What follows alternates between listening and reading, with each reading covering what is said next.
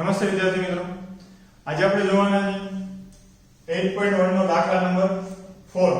એ શું કહે છે કે જો 15 cot A = 8 તો આપણે ફાઇન્ડ શું કરવાનું છે, sin A અને sec A. તો પહેલા તો આપણે રાઈટ ટ્રાયેંગલ એટલે કાટકોણ ત્રિકોણ ડ્રો કરી લઈએ. આપણે ફાઇન્ડ A ની સાપેક્ષે રેશિયો ફાઇન્ડ કરવાનો છે. તો એ અહીંયા નહીં અને અહીંયા કે અહીંયા કોઈ પણ જગ્યાએ મૂકી દો તો આ ત્રિકોણનું નામ આવે તો ABC. હવે તમે એ અહીંયા ન મૂકી શકો, અહીંયા અને અહીંયા કોઈ પણ જગ્યાએ લઈ શકો. તો હવે આપણે કહેવા સર કે રેશિયો નથી આપેલો, પણ રેશિયો આપેલો છે. આપણને શું લખેલું છે કે 15 cot A = 8 આ રીતે આપી દીધું છે. તો હવે આ જોઈએ તો આને cot A = 8/15 લખી શકીએ. 15 આમાં ડિનોમિનેટર એટલે કે છેદમાં જતો રહે. તો આ આપણો શું થઈ ગયો, cot A નો ગુણોત્તર એટલે કે રેશિયો. તો હવે cot A એટલે કે A ની સાપેક્ષે આપણે જોઈએ તો આના બરાબર આપણે શું લખી શકીએ, તો 8 એટલે cot A નો ફોર્મ્યુલા શું છે, પાછળની બાજુના છેદમાં સામેની બાજુ, base side upon parallel side. પાછળની બાજુ કઈ થાય છે, AB. તો AB અપોન અને એની સામેની બાજુ એટલે કે પેરેલલ સાઈડ કઈ થાય છે, BC. તો અહીંયા AB બરાબર આપણે શું લખી શકીશું, 8 અને BC બરાબર 15. તો હવે આના ઉપરથી આપણે ફાઇન્ડ AC ની વેલ્યુ આપણે ફાઇન્ડ કરી શકીએ. કોના દ્વારા, તો કે પાયથાગોરસના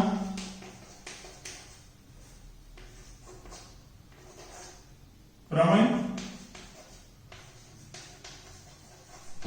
શું થશે, તો AC² = AB² + BC². તો A શું થશે, AC² એટલે AC આપણે ફાઇન્ડ કરવાનો છે. તો AC એટલે અહીંયા શું AB શું થશે 8, તો એનો સ્ક્વેર 24 + 15 એટલે કે એનો સ્ક્વેર શું થશે 225. તો હવે જોઈએ તો હવે આનું આપણે એડ કરીએ તો શું થશે 289. તો એ આપણને શું મળશે, આ મળ્યું આપણને AC નો સ્ક્વેર. તો બંને બાજુ અંડરરૂટ કરીએ તો AC શું મળશે, તો AC મળશે 17, કારણ કે 289 કોનો સ્ક્વેર છે 17 નો. તો આપણને અહીંયા શું મળી જાય છે 17. તો હવે આપણી પાસે ત્રણેય સાઈડના માપ આપણી પાસે છે. તો sin A અને sec A આપણે ફાઇન્ડ કરી શકીએ, તો કે હા. તો ચાલો ફાઇન્ડ કરીએ.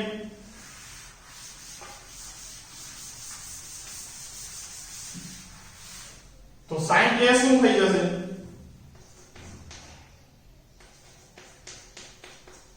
sin A એટલે કે પેરેલલ સાઈડ ઉપર હાઇપોટેન્યુસ એટલે કે એટલે સામેની બાજુના છેદમાં કર્ણ, સામેની બાજુ થશે BC ના છેદમાં AC.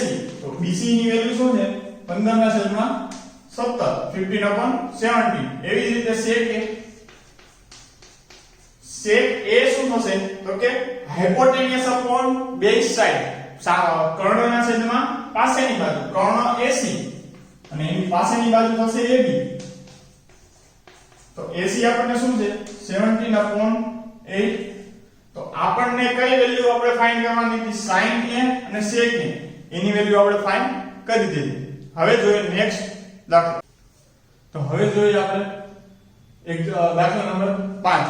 દાખલા નંબર 5 માં શું કીધું છે કે sec θ = આપણે આપી દીધું 13/12. બરોબર. તો પહેલા તો આપણે કાટકોણ ત્રિકોણ એટલે કે રાઈટ ટ્રાયેંગલ ડ્રો કરી લઈએ. હવે અહીંયા આપી દઈએ ABC. અને હવે શું કીધું છે, અહીંયા એંગલ કયો છે થીટા. તો હું અહીંયા A અથવા C કોઈ પણ જગ્યાએ હું થીટા એંગલ લખી શકું. તો મેં લખી દીધું C, અહીંયા થીટા એંગલ છે. બરોબર. હવે તમારી બુક્સમાં કે તમે કોઈ પણ રેફરન્સ બુકમાં લો તેમાં C જ થીટા આપેલો છે. તો આપણે રેફરન્સ બુક કરતા અલગ કરીએ, આપણે A ને અહીંયા થીટા લખી દઈએ. આન્સર બંનેમાં સેમ જ આવશે. તો હવે જોઈએ પહેલા તો આપણને આપી દીધું sec θ = 13/12. 13/12. તો sec θ નો ફોર્મ્યુલા શું છે? sec નો ફોર્મ્યુલા આપણે કે એનો રેશિયો શું થાય છે એનો ગુણોત્તર તો કે કર્ણના છેદમાં પાસેની બાજુ એટલે કે હાઇપોટેનિયસ અપોન બેઝ સાઇડ. તો અહીં હાઇપોટેનિયસ શું થશે? AC અપોન બેઝ સાઇડ શું થશે? AB. તો AC ની વેલ્યુ છે 13 અને AB ની વેલ્યુ થશે 12. હવે BC ની વેલ્યુ ફાઇન્ડ કરવા આપણે હવે ખબર જ છે કે શું કરવાનું? પાયથાગોરસના પ્રમેય મુજબ શું થશે તો કે AC નો square is equal to AB square plus BC square. શું થશે તો AC આપણને આપી દીધું 13 નો સ્ક્વેર 169, AB 12 આપેલું છે તો એનો સ્ક્વેર થશે 144 પ્લસ BC નો સ્ક્વેર. આપણે ફાઇન્ડ કરવાનું છે BC. તો BC ને કરતા બનાવીએ તો BC સ્ક્વેર 169 માઈનસ 144 પ્લસ 144 આ બરાબર ને આ બાજુ તો માઈનસ. તો આનો આન્સર શું આવશે? આનો આન્સર આવશે 25. તો આપણે શું મળ્યું? BC square is equal two 25. બંને બાજુ અંડર રૂટ કરી નાખીએ તો BC ઇઝ ઇક્વલ ટુ 5. તો આપણને BC ની વેલ્યુ શું મળી ગઈ?